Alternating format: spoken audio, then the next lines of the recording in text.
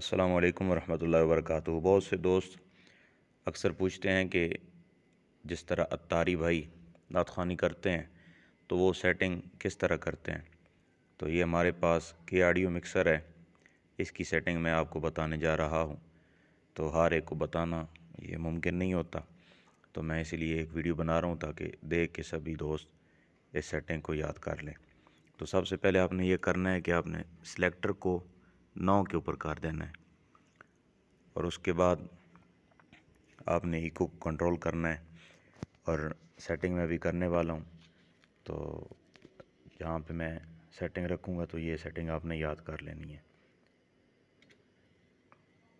hello hello hello hello hello अल्लाह मेरे अल्लाह अल्लाह मेरे अल्लाह अल्लाह मेरे अल्लाह अल्लाह मेरे अल्लाह